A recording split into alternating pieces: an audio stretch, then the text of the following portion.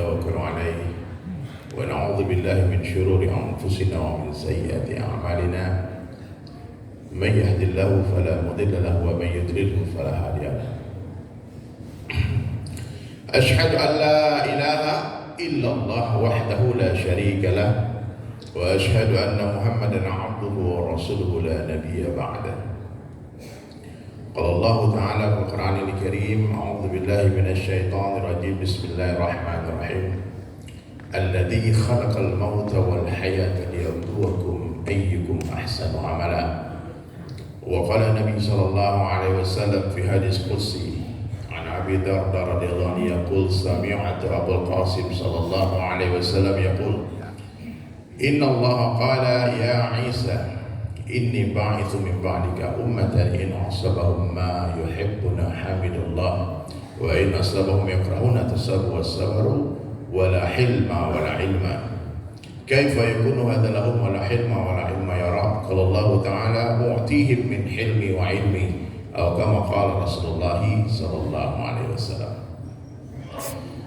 Hadirin sekalian yang dirahmati Allah, perkara yang paling penting dalam kehidupan manusia adalah perkara iman. Perkara yang paling penting dalam kehidupan manusia adalah perkara iman. Tidak ada perkara yang lebih penting daripada iman. Iman itu letaknya bukan di lisan, bukan di mata, di telinga atau di kepala. Iman itu bukan dalam otak. Iman itu letaknya di dalam hati. Apabila iman tidak masuk ke dalam hati kita, apabila iman tidak masuk ke dalam hati manusia, itu sama seperti peluru yang tidak masuk ke dalam pistol. Peluru yang tidak masuk ke dalam senapan tidak ada gunanya. Jangankan membunuh seekor gajah, seekor harimau, seekor ayam pun tak mati. Betul nggak Pak? Bapak pergi ke hutan, bawa peluru, bawa peluru ke sel kontainer, nampak harimau, bangpo, kita lempar itu harimau pakai peluru, kira-kira yang mati harimau atau yang mati? Maka usaha yang harus kita lakukan hari ini apa? Usaha memasukkan peluru ke dalam senapan, usaha memasukkan iman ke dalam hati, ya. Dan ini tidak bisa dibuat hadirin sekalian kecuali dengan mujahadah. Walladzina jahadu fina lanahdiyannahum subulana. Siapa yang bersungguh-sungguh di jalanku, kata Allah, bersungguh-sungguh di jalanku. Dua syaratnya Pak. Hari ini banyak orang bersungguh-sungguh tapi tidak di jalan Allah. Banyak orang di jalan Allah tapi main-main, tidak sungguh-sungguh, sehingga tak terbuka pintu-pintu hidayah. Meskipun ada orang yang baru masuk Islam setahun 2 tahun, tapi Allah berikan kefahaman yang tinggi, Allah berikan kefahaman yang mendalam. Kenapa? Karena yang baru masuk Islam sungguh-sungguh. Ada orang sudah 60 tahun jadi orang Islam Pak, tak paham. Kenapa main-main? Maka hadirin sekalian dirahmati Allah Ta'ala, di Islam ini gak ada orang lama orang baru Pak, yang ada orang sungguh-sungguh atau tidak. Maka hari inilah kita Allah kumpulkan di masjid yang indah ini, Masya Allah, kebanggaan orang awal. Ya, kita doakan kepada Haji Agnes dan keluarga dan semua orang yang ikut ambil bagian dalam membangun masjid ini, Allah lapangkan kehidupannya, amin. Allah berikan rezeki yang berkah dan berlimpah, amin. Ya, Allah bangunkan istana di surga, amin. Jadi hadirin sekalian, itu apa kita berkumpul hari ini? Saya tidak ada berencana datang ke masjid ini. Saya tidak, baru semalam baru saya telepon, sore kemarin saya WhatsApp sama Pak Heri, saya lagi di Padang. Jadi dah itu gitu, pada itu datang tak diundang, pergi tak diantar. Kalau datang seorang Pak, datang seorang, ya, datang ke Sumatera Barat karena memang ada jadwal khutbah hari raya di Solo, di kampung.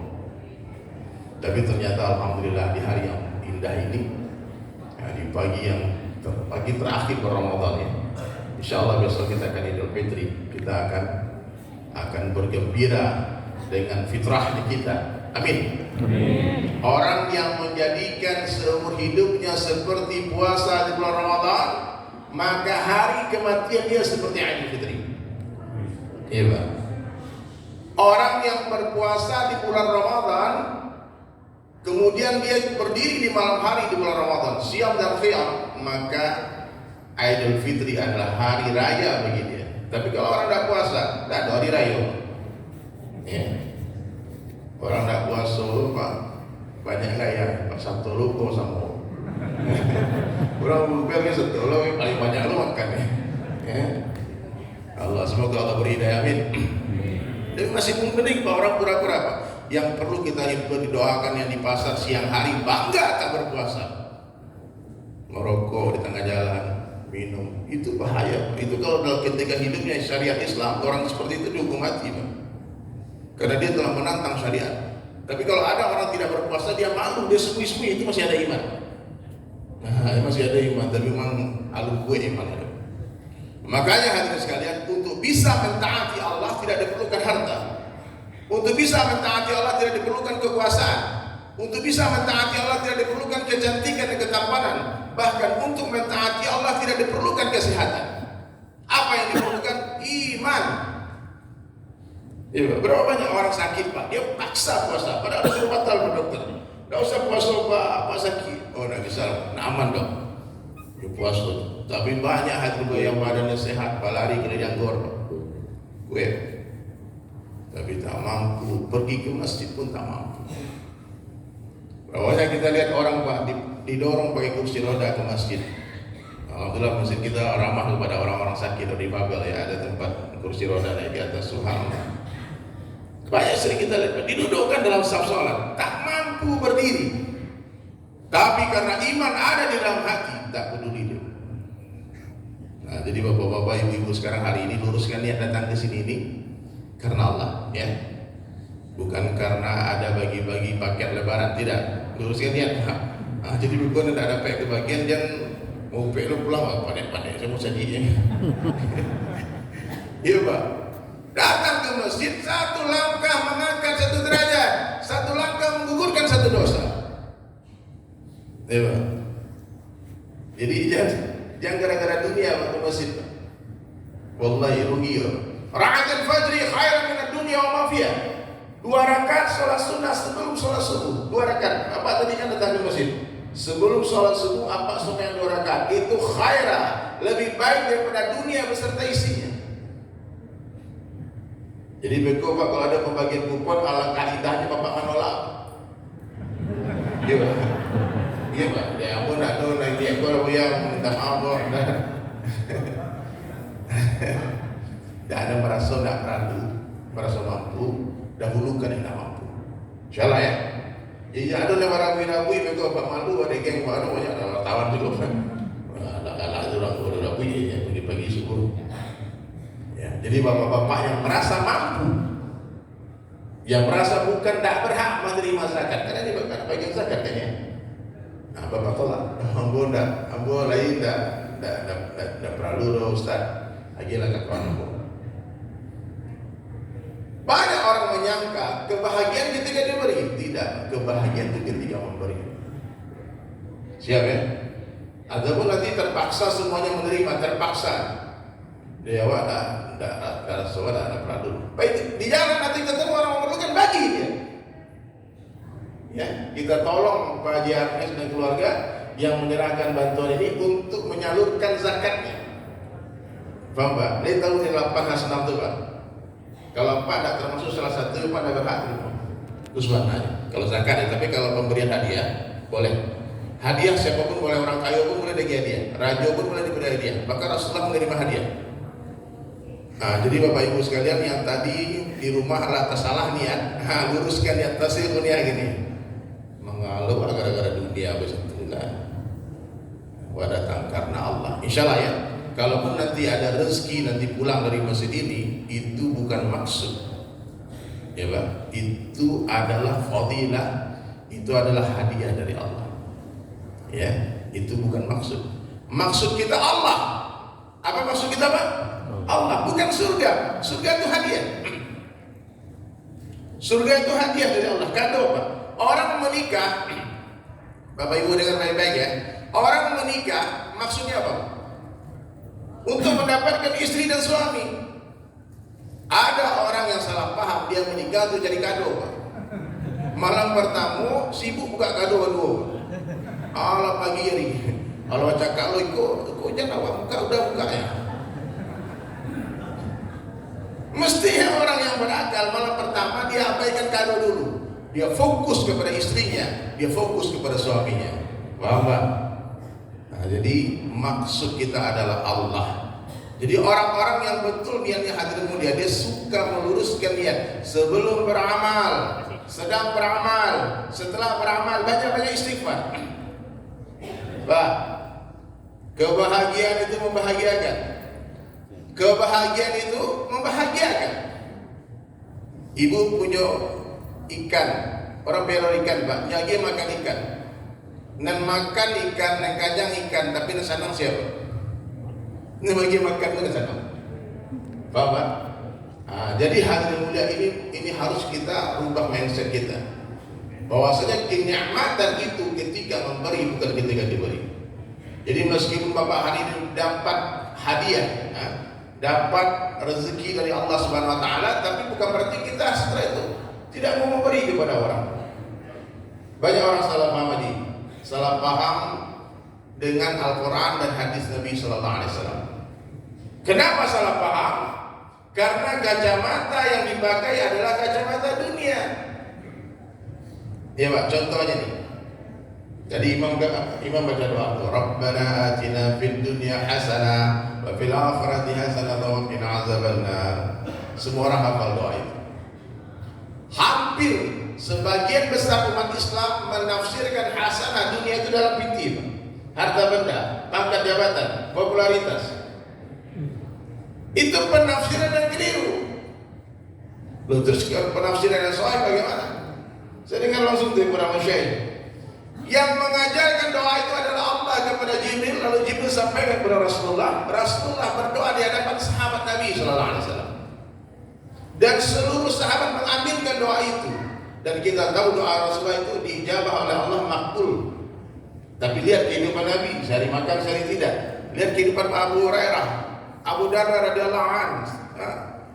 Sahabat-sahabat kemiskinannya banyak lagi sahabat yang kita bisa sebut. Banyak kehidupan sahabat yang miskin. Kalau saja penafsiran hasanah dunia itu dalam kekayaan, berarti sahabat itu tidak hasanah dunianya. Betul nggak Pak? Jadi apa penafsiran yang sahih atau mulia? Penafsiran yang betul tentang hasanah dunia ada dalam ketaatan kepada Allah. Orang kaya taat kepada Allah hasanah dunianya, orang miskin taat kepada Allah hasanah dunianya. Paham Pak? Orang kaya taat kepada Allah, dia beriman, dia beramal saleh, hasanah dunianya. Orang miskin yang taat kepada Allah, dia beriman dan beramal saleh, hasanah dunianya. Kalau ada orang kaya tak taat kepada Allah, tidak hasanah dunianya. Itu yang penafsiran yang betul dari para ulama. Tangan di atas lebih baik daripada tangan di bawah. Oh, ikut dalilnya wah. Awak harus kayu. Iya Pak. Pernah nggak dengar itu Pak? Supaya kita bisa memberi. Tidak, wallahi hadirin mulia. Ini tentang pentingnya iman. Orang kalau beriman Pak, meskipun semiskin apapun dia, ya, dia pasti memberi.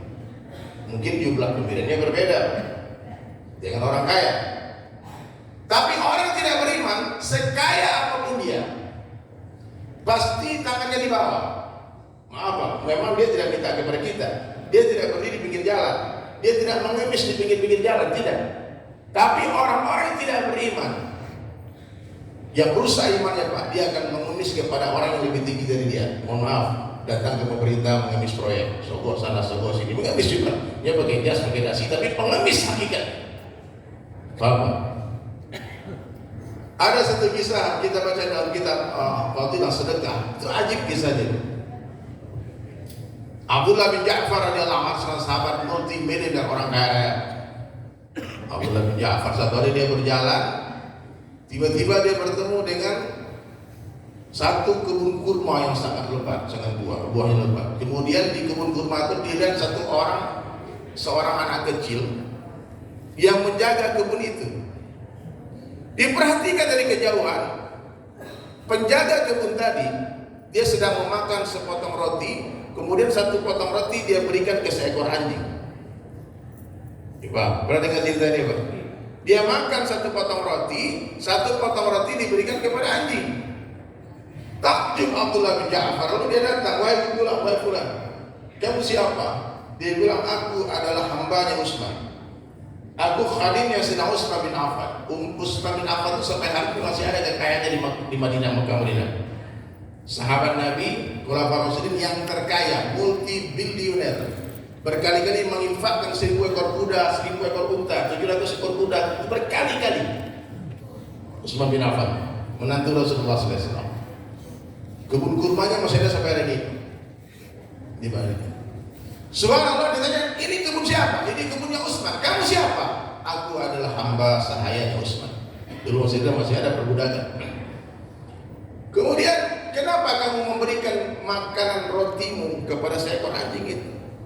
Dia bilang, di sekitar kebun ini tidak ada perumahan orang. Pasti anjing ini berjalan sangat jauh untuk sampai ke sini. Dan saya malu kepada Allah, aku makan sementara seekor anjing kelaparan. Takjub Abdullah bin Ja'far. Di mana orang ini belajar agama? Bersama Rasulullah SAW di Masjid Nabawi. Dibilang, kau tunggu di sini, jangan kemana-mana. Maka Abdullah bin Ja'far datang menemui Sayyidina Utsman bin Affan radhiyallahu anhu. Dia kata, hai Utsman, sudikah engkau menjual kebun kurmamu untuk kepadaku? Kata Utsman, wahai saudaraku, kalau kau suka dengan kebun itu, aku berikan kepadamu. Tidak usah beli. Ini aku berikan hadiah untuk. Oh tidak, sahabat kalau diberi begitu dia nolak apa? Oh no. Aku beli. Kau beli, ambil saja. Akhirnya disepakati, dipaksa sama Sayyidina Utsman bin Affan. Terjadi tawar-menawar yang bukan seperti kita menawar-menawar. Tawar-menawar sahabat itu ditawar dengan harga yang lebih tinggi. Itu sunnah Nabi. Nabi pernah menawar untanya Abu Bakar dengan harga yang lebih tinggi. Dan berkali-kali sahabat ketika ada orang Badui datang menjual seekor unta, dia tanya, berapa harga untamu? Dia bilang 1 juta. Oh salah, kamu ini bukan 1 juta. Berapa? Akhirnya naik begitu terus. Sahabat menawar itu yang selalu menawar dengan lebih mahal. Hari ini kita sering mengatakan menawar itu sunnah, tapi meminjam berapa? Kemana-mana Pak? Nabi untung dia. Sunnah Bapak menawar Bapak. Menawar sunnah itu menawar dengan harga yang lebih bagus.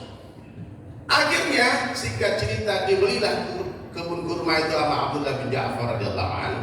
Kemudian Abdullah pun memohon, tolong yang penjaga kebun itu jual kepadaku. Berteriak istrinya Sayyidina Utsman dari dalam, oh dikatakan tidak. Dia dari kecil bersama kami, sudah saya anggap seperti anak saya sendiri. Kami tidak menjual dia. Dipaksa sama Abdullah bin Ja'far, tolonglah please juallah kebun kurma kau jual kepadaku. Anak itu pun kau jual kepadaku. Aku mencintai anak itu, kata Abdullah bin Ja'far. Luar biasa. Karena apa? Karena dia melihat bagaimana seorang hamba saya miskin yang tidak punya hak diri pun bukan punya dia, tapi dia bersedekah. Dia berbagi kepada siapa? Seekor anjing yang kelaparan. Akhirnya pun diberikanlah hadiah mulia kurma, kebun kurma dijual, hamba saya pun dijual. Maka kayak sekarang udah pegang sertifikat lah. Dia datang ke kebun tadi, dia panggil pemuda tadi, hamba saya tadi, hai gulam, dibilang baik. Ini kebun bukan lagi milik Utsman. Maksudmu, aku telah membeli kebun ini. Taibuat dia nama. Maksudnya, ya saya membeli dan kamu bukan lagi hamba saya yang Utsman. Terus aku pun telah membelimu dari Utsman. Manangian akan teh. Terus bagaimana aku dengan Utsman? Kamu jangan khawatir. Sekarang kamu kumerdekakan dan kebun ini aku berikan sebagai hadiah untukmu. Langsung dia sujud syukur dan dia peluk Abdullah bin Ja'far. Dikatakan, ya Tuhan, alangkah baiknya kamu. Tapi maukah engkau bersaksi untukku? Apa? Aku menghadiahkan kebun ini untuk keluarganya Utsman. Baliklah kau Utsman dia. Nah itulah sahabat acok babuta-buta. Lihat enggak itu kapal kambiang. Babuta-buta sampai 7 rumah. Seorang sahabat hendak masak kambing. Rata-rata aku suka kepala kambiang kan. hendak dimasak, tiba-tiba terbesit di pikiran, jangan-jangan tetanggaku suka kepala kambing ini. Dia datang ke rumah tetangga, berikan kepala kambing tadi. Gembira yang menerima kepala kambing, tiba-tiba mau masak. Jangan-jangan tetangga kita perlu. Akhirnya itu berputar ke 7 rumah, balik ke rumah pertama, Pak. Jadi pribadi-pribadi yang mengagumkan. Kenapa? Di hati mereka ada Allah Ta'ala saja. Mereka yakin dunia bukan tempat tinggal, tapi dunia tempat meninggal. Dunia bukanlah tempat tinggal kita, tapi dunia adalah tempat yang akan kita tinggalkan. Allahumma, ya Allah, la aisha, tidak ada kehidupan ya Allah, illa aishul akhirah, kecuali kehidupan akhirat. Tidak ada kehidupan kecuali kehidupan akhirat. Pak, kekayaan di dunia bukanlah kekayaan yang sesungguhnya. Kemiskinan di dunia bukanlah kemiskinan yang sesungguhnya. Kerajaan di dunia bukanlah kerajaan yang sesungguhnya. Pengadilan di dunia bukanlah pengadilan yang sesungguhnya. Di dunia yang menang belum tentu benar, yang kalah belum tentu salah. Itu dunia. Hai para penjahat, orang-orang zalim, di dunia boleh kalian menang, tapi lihat di akhirat, ada pengadilan akhirat. Tak bisa lari kalian. Boleh kalian tertawa terbahak-bahak, memfitnah orang, memberikan kesaksian-kesaksian palsu, silahkan. Banyak orang-orang baik di penjara hari ini. Nabi-nabi di penjara, difitnah. Nabi Yusuf difitnah. Jadi antum nanti kok kena fitnah masuk penjara, biasa kalah. Dia mau nangis lo, nih yang kena fitnah. Untung lah fitnah, Pak. Coba kalau dosa sebenarnya dibongkar orang, mungkin lebih parah loh. Ya. Para wali-wali, imam-imam besar, Imam Malik itu difitnah, dia masuk penjara. Bung Karno pernah di penjara, Bung Hatta pernah di penjara. Kami pernah masuk, sebenarnya berapa bulan udah KLP, banyak orang baik di dalam. Saya ketemu orang-orang saleh. Jadi hadirin mulia, dunia ini bukanlah kehidupan yang sesungguhnya. Ya, kalau miskin sementara miskin. Kalau kaya yang sementara. Ini minta maaf Haji Ernest dan keluarga seluruhnya ya. Orang-orang kayu, rumah gak terlambat masuk surga. Iya kalau Ustaz. Kenapa? Karena harta yang halal akan dihisab, yang haram akan diazab. Jangan terpikir Bang, lama jadi pejabat. Pertama sampai jam 1 sama Pak Wali Kota, sama Kapolres. Setiap kita ini pemimpin dan semua akan dituntut, ditanyakan tentang kepemimpinan. Orang yang tidak ada agama, hadirin mulia, dia tak tahu apa guna kekuasaan. Dia tak tahu apa guna harta. Agar dia sibuk mengumpulkan harta, dia tumpuk-tumpuk hartanya, dia berbangga-bangga dengan hartanya. Tapi orang yang beriman dia tahu harta ini itu apa. Semua harta yang melebihi keperluan kita, semua harta yang berlebih itu untuk istana kita di surga. Paham? Semua harta yang berlebih itu adalah untuk orang lain dibagi. Sepertinya kita membantu orang, padahal hakikatnya kita membantu diri kita sendiri. Kalau Pak P.U. sedekah, Pak, nampaknya membantu orang. Kalau kita membantu orang miskin, kita bantu memperbaiki dunia mereka, tapi mereka telah membantu memperbaiki akhirat kita. Bapak. Maka sahabat-sahabat tidak ada satu orang pun yang pengen kaya, Pak. Minta maaf orang-orang kaya. Ya. Mereka berdoa, Pak, doanya tak mampu kita mengaminkan. Doanya Rasulullah SAW yang masyhur, ya Allah, hidupkanlah kami dalam keadaan miskin. Amin. Kau yang sama. Ya Allah, beri kami harta yang berlimpah ruah. Amin. Amin. Ya Allah, matikan kami dalam keadaan miskin. Oh, masih iman. Kalau mati miskin ada ke hidupnya. Ya Allah, bangkitkan kami bersama orang-orang miskin. Itu doanya Rasulullah. Tapi kenyataannya Pak, dari 10 asyara mubasyirin, orang yang pasti masuk surga, 9 orang kaya. Sahabat tak ada yang pengen jadi orang kaya, tapi kenyataannya yang kaya banyak. Seperti kita tak ada yang pengen miskin, yang miskinnya banyak. Iya Pak, rata balik-balik gaji. Pak, Bu, dunia ini seperti bayang-bayang. Tahu? Bayang-bayang. Tidak ada satu orang manusia pun yang mampu menundukkan bayang-bayang dengan mengejarnya. Satu-satunya cara menundukkan bayang-bayang dengan meninggalkannya. Nah, gue kabarin ngaji siapa? Ketika satu orang telah memutuskan meninggalkan bayang-bayang, dia berbalik arah mengejar cahaya, barulah Allah Subhanahu wa taala perintah bayang-bayang mengejar dia.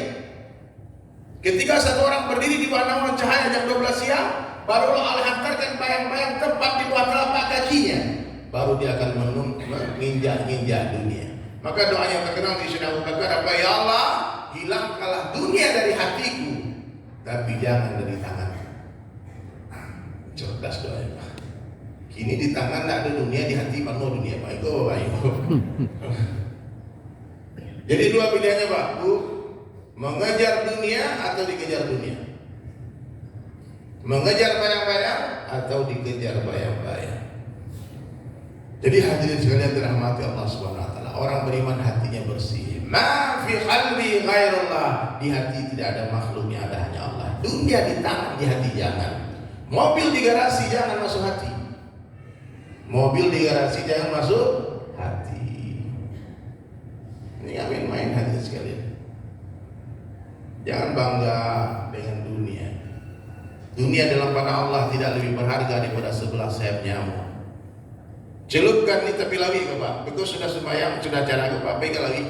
Celupkan ujung jari telunjukmu, kata Nabi, ke samudra yang luas, dan lihatlah air yang ada di ujung jari kalian. Hati dunia, itulah dunia. Hari ini kita berebut tetesan air, mengabaikan samudra yang luas.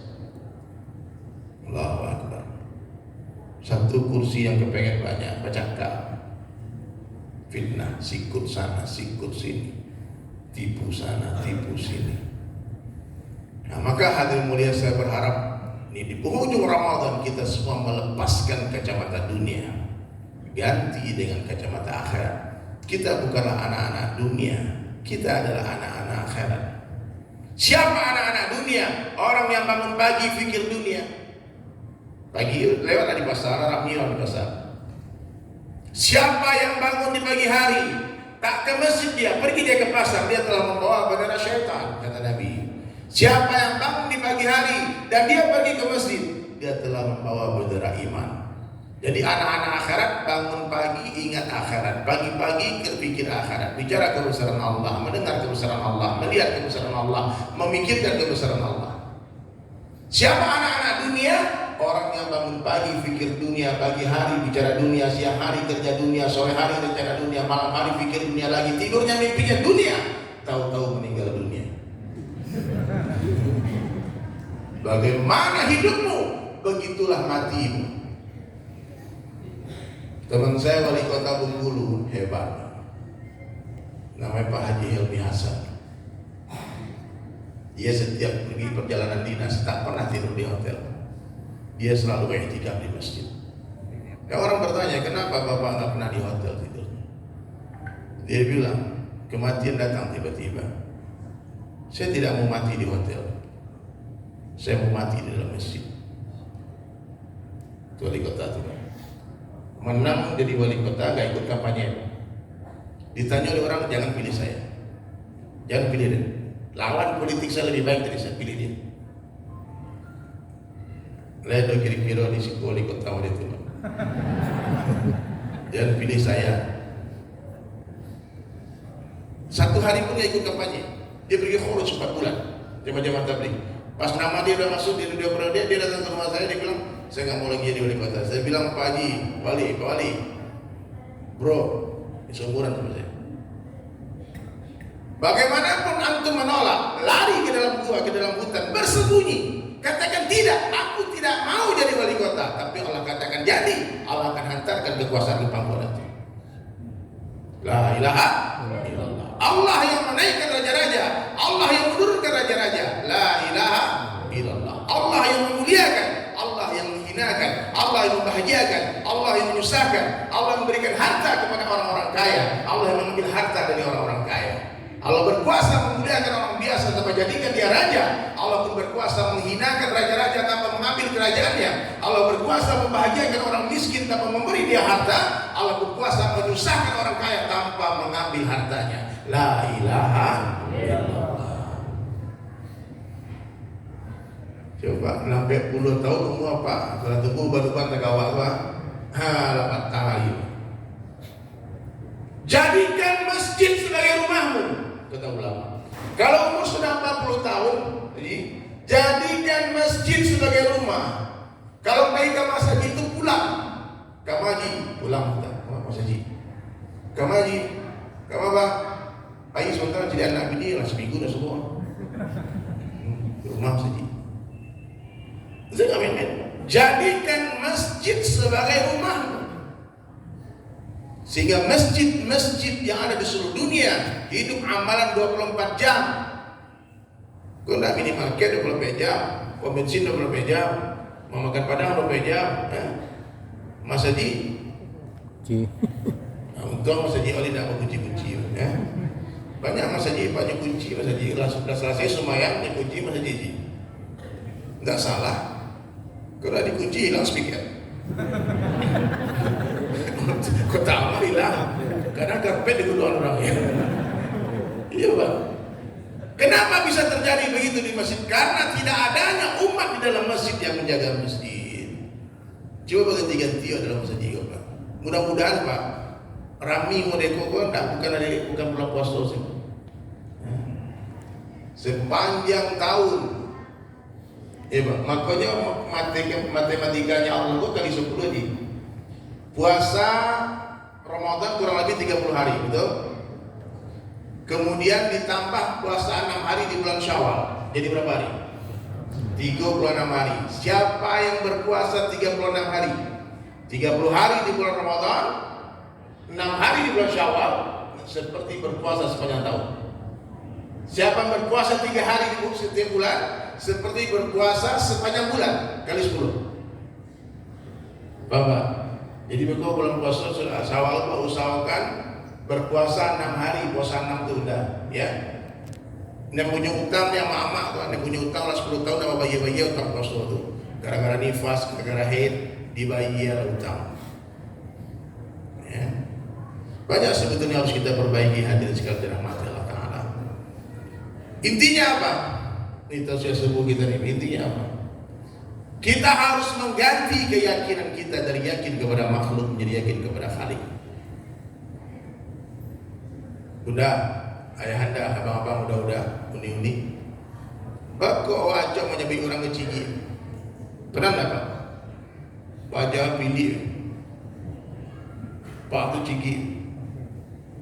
Pak, apa kenal sama 9 agama? Orang paling kaya di Indonesia. Baik. Kenal? Pernah Pak Jaki Pitina? Kok enggak pasal dia cigi? Cigi wajah semua. Ini orang paling kaya Indonesia, orang Jaki Pitina. Tidak ada orang menyebut mereka pelit. Tapi kenapa tetangga kita yang kaya kita bilang pelit? Kenapa? Karena kita berharap kepada hartanya. Riba Pak. Amaku biar berhasil hati, berhentilah berharap kepada makhluk. Berharaplah hanya kepada Allah Ta'ala saja. Ambo pernah salah paham Haji. Ada orang kayu kawan gue di balik almarhum ini. Mudah-mudahan Allah pakai gue. Sakit hati. Setiap malam nasi nanti udah nih bang. Pokoknya sampai pilih pada apa ni? Karena tamunya apa ni? Pilih aja. Suatu hari saya datang ke satu pesantren di Jawa Timur. Kemudian ketemu Kiai soal. Kata Pak Kiai, salam sama Haji itu ya. Kenapa? Dia rutin berdonasi 50 juta setiap bulan ke pesantren. Menangis Bapak. Bapak wasabinya cigi karena berharap dengan Tuhan. Jadi mungkin tidak ada fikir untuk berdonasi alokasinya untuk pembangunan masjid Jawa. Ambo doakan Bapak sedang membangun masjid Jawa gini di Palembang. Bunda, ya, bukan masjid orang awak. Ambo Sanyambaka, kampung merantau di Bali. Kini di Jakarta, kadang di Bali, kadang di Jakarta. Jadi gue cerita semua kan. Jadi pas hari raya Haji petang tahun lalu dapat undang lah khutbah hari raya di kampung. Tiba-tiba PPKM darurat. Kami lah sampai di Palembang. Ya saya sama tim saya, Sotofan dan gengnya waktu itu 2 mobil kita konvoy, kita musyawarah. Akhirnya saya bilang saya nggak jadi pulang karena kata panitia nggak jadi Sembahyang Raya. Karena imbauan Menteri Agama nggak boleh Sembahyang Raya. Ada yang taat, ada yang ada kan. Akhirnya saya putuskan berhentilah di Palembang. Saya nggak ada kawan, nggak ada dosana di Palembang, nggak tahu. Akhirnya saya cari hotel, nginap di satu hotel, kemudian berpindah-pindah masjid. Sholat subuh sini, zuhur di sini, random aja. Subhanallah, satu hari saya ketemu satu masjid sedang dibangun. Ternyata pengurus masjidnya curhat. Dia bilang, Ustaz, ini donatur kami gara-gara pandemi bangkrut. Dia punya bisnis transportasi, travel, semuanya. Jadi pas pandemi tidak ada orang jalan-jalan. Jadi niat dia awalnya mau mendonasikan hartanya untuk membangun masjid ini, niat awalnya, lalu dibikin RAB dan sepadan lebih gandang masjid sampai lantainya. Subhanallah. Jadi kami sudah terlanjur membuat fondasi masjid. Nah, kami sudah kewalahan, habis upaya kami untuk menggalang donasi. Jadi kemampuan jamaahnya orang-orang tua itulah cukup. Nah, bisa enggak Ustaz Dery bantu kami menggalang donasi? Saya bilang orang Islam ini banyak. Kalau kita sendirian tentu berat. Tapi kalau jamaah rame-rame tentu akan ringan berjamaah. Saya tanya berapa perlu pembangunan masjid ini? Dia bilang kalau sesuai RAB 6 M lagi. Hah? 6 miliar. Kok banyak duitnya tuh? Oke, saya cek kenapa yang akan selesai ya? Maaf saya nggak ada duit segitu banyak. Tapi kalau lukisan saya ada. Saya ini pelukis kaligrafi profesional nih. Jadi lukisan saya itu pernah berkali-kali digunakan untuk membangun masjid. Saya cerita, pernah ada orang wakaf tanah di Bali, kemudian kita bangun masjid, kemudian saya bikin konser sama Ebit GAD berdua. Om Ebit nyanyi, saya melukis, sekarang saya nyanyi juga. Kemudian satu lagu, satu lukisan dan dilelang. Jadi lukisan saya itu tahun 2014 Pak pernah dilelang terjual 500 juta satu lukisan, saya bilang. Jadi kalau seandainya 6 miliar, saya kasih 12 lukisan kan? Tapi siapa kira-kira yang mau beli lukisan di zaman corona katang tuh Pak? Tak apa-apa corona. Awal bodoh-bodoh di bodoh orang aja Pak. Oh iya Pak. Seluruhnya lah kena prank Pak. Seluruhnya kena prank lah orang kayu-kayu 3 orang Pak di dunia Pak. Saya bilang jadi tiga kalau berita ini bisnis Pak. Wah akan naik lah kena olah tuh. Kena olah seluruhnya. Pak, akhirnya Pak, saya bilang, oh iya lah, susah kayaknya Pak. Jadi bagaimana caranya? Maka tercetuslah ide. Jadi Imam Samsi Ali juga pernah bikin pesantren di Amerika. Beliau membebaskan tanah luar biasa, 50 M dulu pembebasannya. Lalu kami bikinlah konser. Saya waktu itu 2 tempat, saya sama Mas Opik, kemudian Tempeli Guslo, Fadli Padi di Jakarta, Bandung. Dan saya melukis di atas panggung juga waktu itu. Terjual lukisan 300 juta, terkumpul donasi 10 M untuk Amerika, 100% untuk mereka. Saya bilang saya bukan mau cari duit, tidak. Saya jadi tidak cukup lah saya jual-jual, sederhana hidup, nggak ada masalah. Yang penting masjid selesai. Dan terakhir saya dapat penghargaan Muri Baji. Muri karena melukis kaligrafi tercepat 100 Asmaul Husna dalam waktu 3,5 jam. Di live kan. Dan semua terjual, satu lukisannya 10 juta dan itu untuk pembangunan pesantren Nusa Tobi Ribewo di Jambi, Askar Kauni. Menghafal Quran semudah tersedia. Jadi saya bilang kalau 6M, kalau kita cari 604 orang baik saja, kita minta dia donasi 10 juta, selesai ini masjid. Tapi siapa yang mau kira-kira mendonasikan masjid yang tidak dilihat? Masjid ini paling banget cara masjid yang namanya untuk masjid itu. Maka saya buatlah satu ide gila, ide liar. Gara-gara saya berkunjung ke satu pesantren di Yandus di Palembang, ada Kiai Sofatila, dia membangun galeri Al-Quran. Dia ukir Al-Quran 30 juz, diukir di atas kayu Al-Quran 30 juz. Saya sebagai pelukis kaligrafi merasa tertantang waktu itu, challenge. Saya bilang kalau Pak Kiai ini bisa mengukir Al-Quran 30 juz di atas kanvas, di atas kayu, tentu Dedi Sulaiman bisa menulis Al-Quran 30 juz di atas kanvas. Saya waktu itu mau pulang ke Jakarta, saya kumpul dengan pengurus masjid. Kebetulan lagi corona, saya nggak ada jadwal kemana-mana. Insya Allah saya akan di Palembang sampai masjid ini selesai. Jadi caranya saya akan melukis 30 juz Al-Quran. Mohon doanya mudah-mudahan Allah beri kekuatan. Ini melukis sejarah. Ternyata proyek ini pertama di dunia. Dari zaman Rasulullah SAW sampai hari ini belum pernah ada orang melukis di atas kanvas 30 juz. Jadi mulailah saya umumkan di sosial media. Sekarang kan saya live di Instagram. Boleh siapa yang berminat silakan daftar. Silakan. Satu orang donasi 10 juta. Ada teman saya dari Kalimantan, Haji Mardani Maming, Ketua HIPMI itu. Dia bilang, Ustaz, saya ikut 10 halaman. Disuruh sama ayat pembini seluruh kan. Kemudian ada Putra Siregar yang hari ini kena fitnah. Kasihan Pak, masuk penjara dia sekarang. Itu saya sebut sekarang banyak orang baik hari ini di penjara. Kasihan. Dia donasi 10 halaman juga. Kemudian ada dari Amerika orang donasi 3 halaman. Dari Brunei, kan yang nonton di seluruh dunia Pak di Instagram. Jadi orang-orang yang percaya dengan saya, kemudian saya bilang kalian donasi langsung ke masjid, jangan ke saya. Hati-hati Pak, Mama Cipiti umat tuh, ayo terpakai betul Pak. Jadi saya tidak mau memegang, kalian transfer ke masjid, nanti masjid akan lanjutkan pembangunannya, dan masjid akan mengeluarkan biaya untuk membuat lukisan, membeli kanvas, membeli cat. Mohon maaf, bukan jual beli. Karena kalau harga lukisan Ambon lumayan Pak. Jadi orang menjual mengalih bukan. Ini hanya untuk biaya produksi, dikeluarkanlah biaya. Jadi ada biaya operasionalnya. Nah, jadi saya jelaskan waktu itu karena akadnya harus jelas Pak. Jadi kalau Bapak nanti ikut menyumbang 1 halaman, berarti Bapak Ibu transfer ke Masjid Baitur Rahman Palembang itu. Nanti nomor rekeningnya saya akan kasih. Kan silakan, saya akan di sini sampai jam 7. Nanti boleh minta nomor rekening, nanti transfer ke mereka. Sekarang alhamdulillah sudah terkumpul 320 halaman.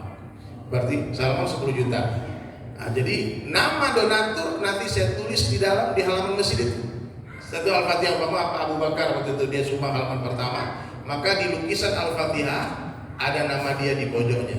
Jadi lukisan itu milik Bapak, milik Ibu, tapi tak dibawa pulang. Nanti akan didisplay di lantai 4 masjid itu di galeri Al-Quran DSAS dari Sulaiman yang Sahabat. Nah, jadi itu proyek Ampluk ini Bunda. Jadi setelah ini pun saya akan kembali lagi ke Palembang untuk melanjutkan melukis itu. Baik ya, jadi Bapak Ibu sekalian, saya akan simpulkan majelis ini. Jadilah orang baik dalam pandangan Allah. Ya, dalam pandangan siapa? Ciri-ciri orang baik dalam pandangan Allah itu ada. Yang pertama, tolong diingat Pak, Bu, diingat baik-baik ya, supaya kita nih ada perubahan pulang majelis ini. Yang pertama, orang baik dalam pandangan Allah hatinya terbebas dari kesyirikan. Dia tidak takut kepada siapapun kecuali kepada Allah, tidak meminta kepada siapapun kecuali kepada Allah, tidak berharap kepada siapapun kecuali kepada Allah. Siapa saja yang berharap kepada makhluk pasti kecewa, pasti kecewa. Semakin besar harapan kita, semakin besarlah kekecewaan yang akan menghantam kehidupan kita. Maka berharaplah hanya kepada Allah Ta'ala saja. Yang kedua, orang baik dalam pandangan Allah ciri-cirinya ada. Kehidupannya dihiasi oleh sunnah Rasulullah SAW. Amalkan sunnah Nabi semampunya, bukan semaunya. Yang ketiga, orang baik dalam pandangan Allah salatnya khusyuk wal khudu'. Laki-laki berjamaah di masjid 5 waktu di tempat azan dikumandangkan. Orang yang sempurna imannya, orang yang rindu kepada Allah, belum dipanggil sudah datang, belum azan dia sudah di masjid. Guru saya mengatakan azan itu dikumandangkan untuk memanggil orang-orang lalai. Sudah waktu sembahyang masih di pasar, maka dipanggillah pakai speaker, pakai toa. Kadang dia karya mana toa tuh lahir belabel lalu dia kamu. Kurang mesti dia karya mana nih? Ya, itu betul atau setuju tuh. Dapat. Karena bagi orang pakar apa Pak, meskipun 1000 desibel, Pak karya itu nak tanah apa Pak? Ini pakar nak telinga hati Pak. Kemudian yang keberapa? Sampai orang baik dalam pandangan Allah, dia haus akan ilmu, dia cinta kepada ulama. Ilmu seperti air, hanya mengalir ke tempat yang lebih rendah saja. Maknanya orang tinggi hati tak bertambah ilmunya. Tawadhu bukan hati. Ada perkataan Sayyidina Ali ini yang hebat.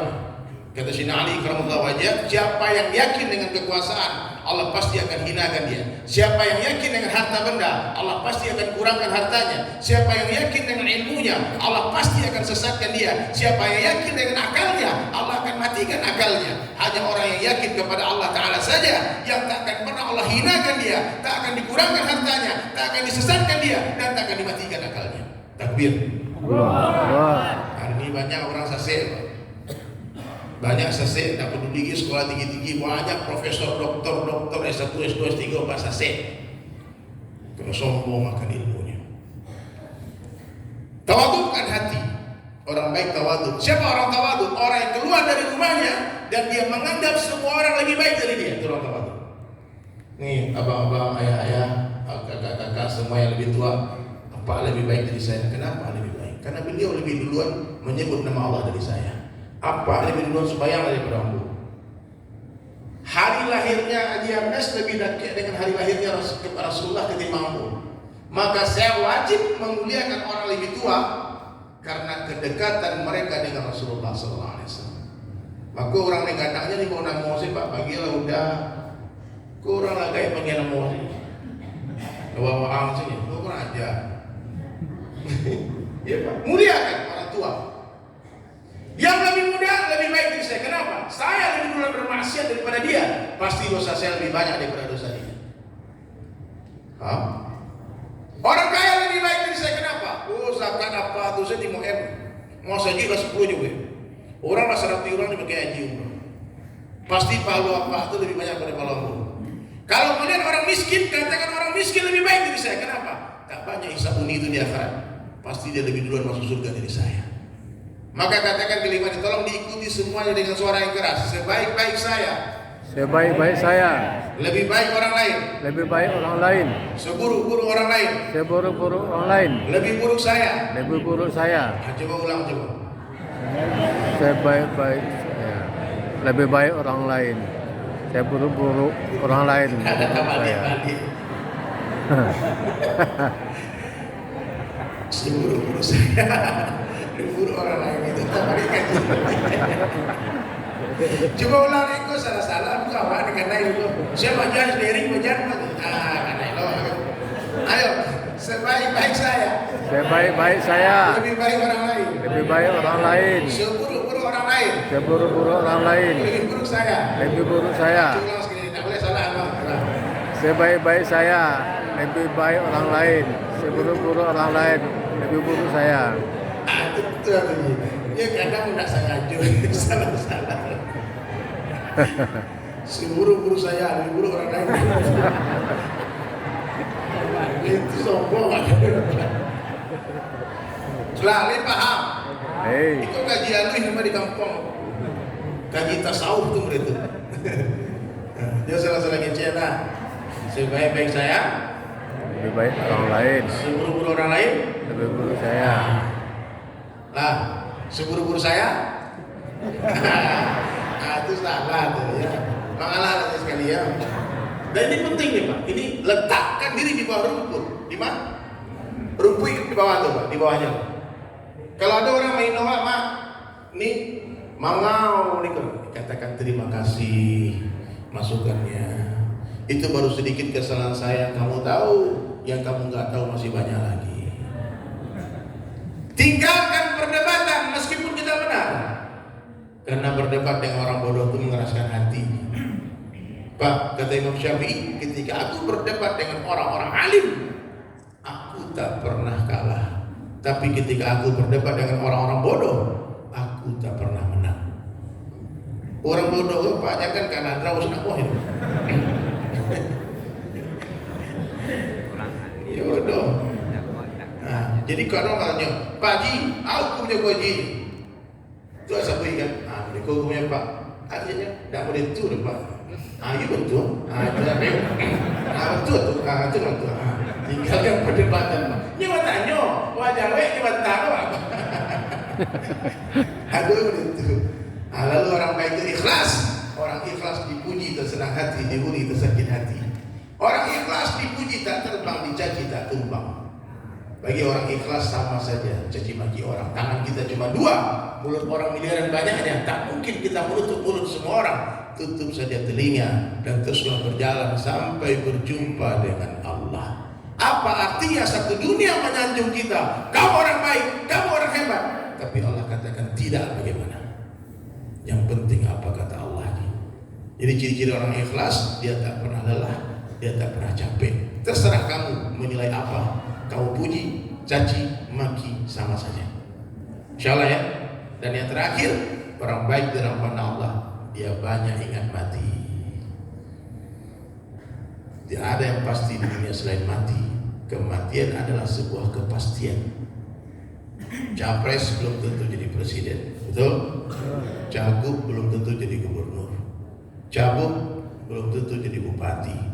Tapi kalau camat Pasti mati. calon mati pasti mati. Orang kaya Pasti mati. orang miskin, Pasti mati. raja-raja Pasti mati. rakyat biasa. Pasti mati. Katakan lagu. Itu lagu yang gue biar lagu itu 2007. Kemudian direkam 2009. Tio Ari masuk TV, Mahijah pengen ke Mekah. Tio Ari yang satu dunia, satu Indonesia tahu lagu itu. Tambah lu Somar, Tio ceramah lagu itu nyebut. Ustaz dasar, semua ustaz malah lagu itu. Mudah-mudahan jadi pahala jariah. Saya amin. Baik, saya tutup majelis. Tapi Bapak Ibu dengan semenang hati, tidak usah takut mati. Takut mati, gak takut mati. Siap mati, gak siap mati. Nah, maka kita sambut kematian dengan senang hati. Karena kematian adalah pintu gerbang perjumpaan dengan Allah. Amin. Baik ya, saya akan bersenandung bersyair. Semua nanti teriak mati. Siap? Siap. Yang gak ikut teriak mati, mati dulu. Wahai manusia, jangan engkau tertipu daya oleh dunia yang fana sebagai tempat ujian bagi kita. Dunia sementara, akhirat selama-lamanya. Orang kaya mati, orang miskin mati, raja-raja mati, rakyat biasa Mati. nampak kurang kompak di luar ada satu. Oh mana Pak ikut semua. Abu bagian orang kaya, Pak ibu bagian mati ya. Siap. Orang kaya Mati. orang miskin Mati. raja-raja Mati. rakyat biasa Mati. yang di luar Mati. lain kali bagage masa gitu yang bersandar Mati. ini banyak bersandar yang di tengah Mati. yang ceramah Mati. awal-awal lambe-lambe sorong bakon ceramah karek mati dia mau minta maaf dia capek-capek apa pain dia orang merah lah naik nama mak ini tadi mati dari pokoknya semua insyaallah bahagia dunia akhirat amin. Amin. Tidak ada yang ribut, semua tenang ya, semua tenang, kita berjalan, kita ikram itu Pak dahulukan orang lain. Apa dulu Pak dulu ya, serius tidak apa-apa Pak. Jangan berdesak-desakan. Insya Allah tak tertukar rezeki. Ya, rezeki tak akan tertukar, tidak akan mati satu orang manusia sebelum Allah sempurnakan rezekinya. Sekurus-kurusnya ikan pasti ada dagingnya, segemuk-gemuknya ikan pasti ada tulangnya. Ambil dagingnya, buang tulangnya. Ambil yang baik, buang yang buruk. Ambil yang jernih, buang yang keruh. Wabillahi taufiq wal hidayah. Wassalamualaikum warahmatullahi wabarakatuh. Salam. Luar biasa. Jadi tidak ngantuk Pak. Biasanya jam-jam segini ngantuk nih. Terima kasih saudari. Semoga tausiah beliau bisa masuk dan meresap ke dalam hati kita.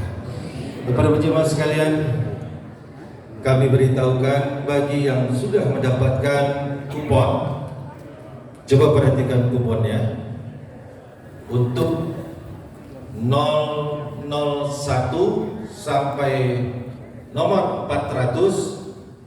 Silakan untuk